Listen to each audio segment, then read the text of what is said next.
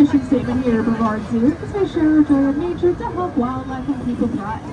You guys actually help contribute to that mission through the purchase of your zoo ticket, membership, or the fee you pay to be on the train today.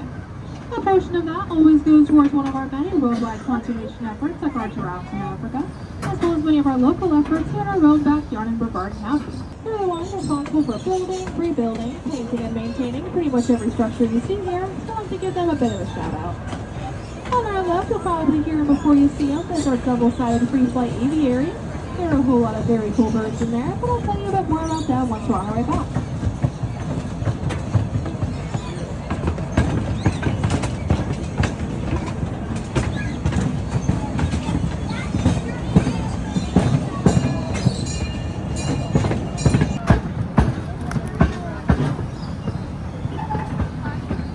Before we enter the tunnel here, the train is about to make a brief stop. Please remain seated and allow me one moment to hop off of the train and make sure there are no animals in our path.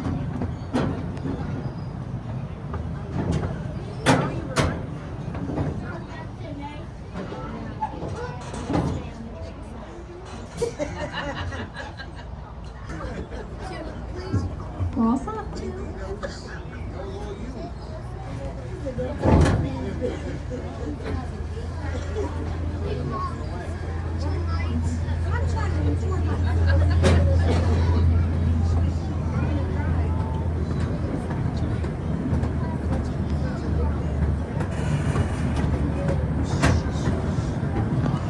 As we're now entering the animal yard, here's just a reminder to please stay seated and keep everything inside the train. Again, if we happen to be close to the animals out here, do not try to reach out and touch them, don't make noises at them, as they are still wild animals. Oh, one last thing, if you guys happen to have any questions about anything we see out there, hang on to them until the end of the train ride, and I'll be more than happy to answer any questions once we get back to the station.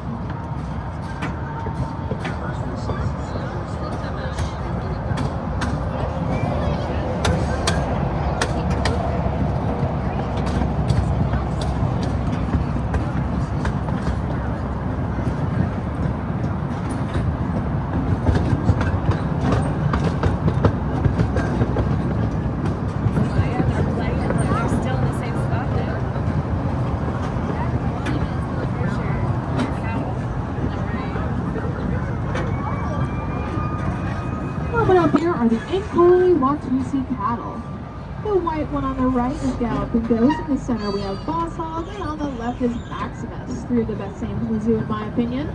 And although these guys are massive, believe it or not, they are not yet fully grown.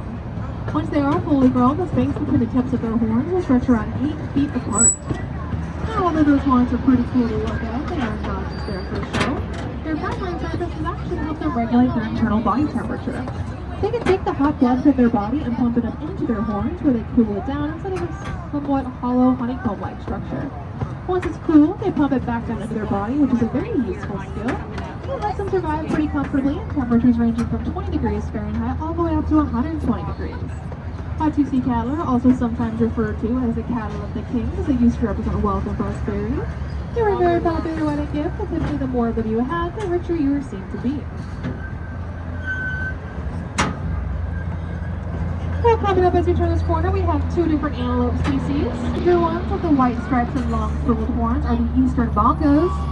And further behind them, over on the left, we have some of our impalas. Eastern bongos are a critically endangered species of forest antelope. They're the largest forest antelope and one of the largest antelope species in the world. You guys are pretty lucky we've seen them out in the open like this, and sometimes they all hide out in the bushes and their stripes camouflage them so well that you really can't see them.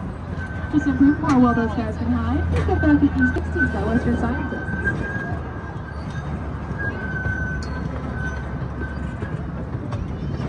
Now back here we also saw some of our impalas. Those were all male impalas, which we know because of the horns on their head, but the female impalas do not have.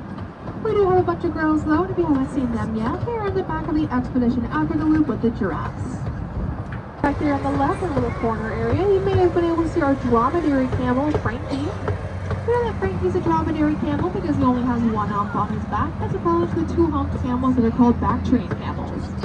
A common misconception with those guys is that they use their humps to store water. And although camels can drink up to about 30 gallons of water in under 10 minutes, that hump is actually used to store around 80 pounds worth of fat. They can draw energy from that fat source whenever they want to. And for them to go very long periods of time in the desert without needing to eat or drink if they have to.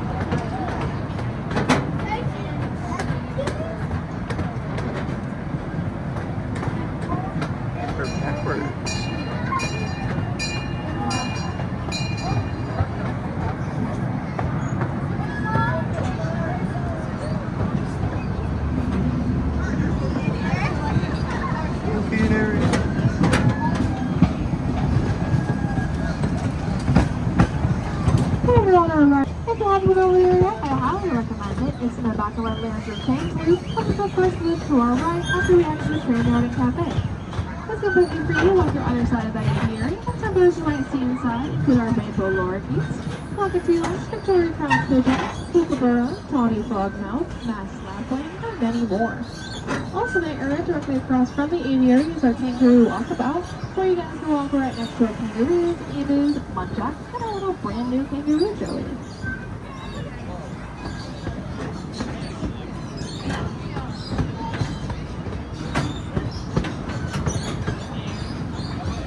And last but certainly not least, over on our right here, the last habitat we'll be passing by today belongs to Ryu, our Komodo dragon.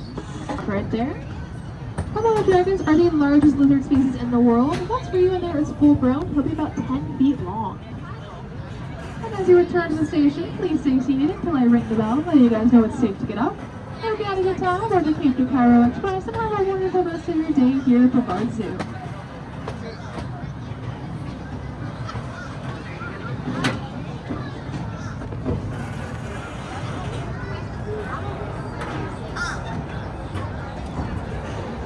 Need to split something, or are y'all okay? I'm kind of hungry. You're kind of hungry?